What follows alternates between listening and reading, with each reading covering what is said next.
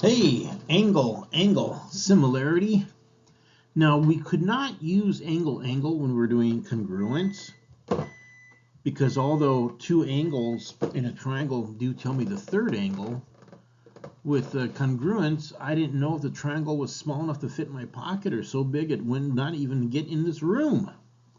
But with angle, since it tells me the third angle, I at least know whether or not the triangles are similar. That's because the three angles have to add up to be 180 degrees. So if you know two angles in a triangle, you actually know all three. Notice the symbol for similarity is a little tilde. And so if I can identify two congruent angles of one triangle matching another triangle, I know the triangles are similar. So we're just going to do a couple examples and then we'll let you put pencil to paper. Well, I know all right angles are congruent, so that's one pair of angles. Let's figure out what angle E has a measurement of. I know the three angles have to add up to 180. I can quickly deduce that the measure of angle E is 64 degrees. Aha, that matches angle H. I now have two pairs of congruent angles. So yes, those triangles are similar by AA similarity.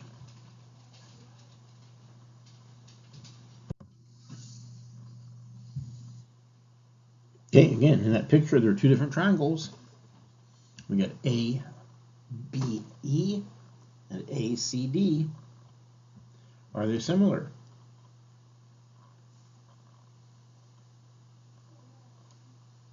Well, I know angle ABE is congruent to angle ACD because they're both marked as 52 degrees. And here comes the second angle.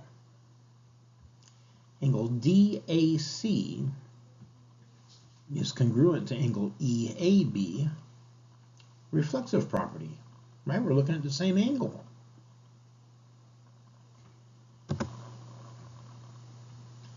So sure enough, those triangles are similar to each other by AA similarity. Right? Angle is enough to show that they are similar. I do not need to go look for the third angle.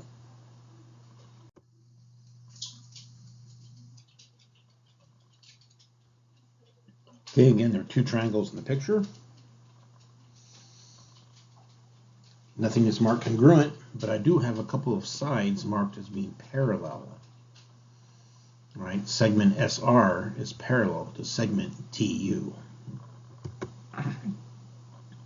Oh, there's one pair of congruent angles.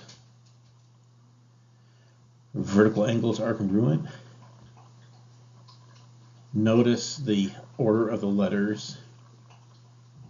S actually corresponds with U. So I call one of the angles angle SVR, and then the corresponding angle is angle UVT. And then I can pick another pair of angles because I've got parallel lines and I've got transversal. Alternate interior angles have to be congruent.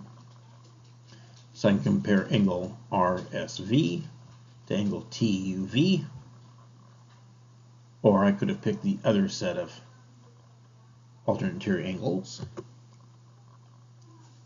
So sure enough, those triangles are similar by AA similarity.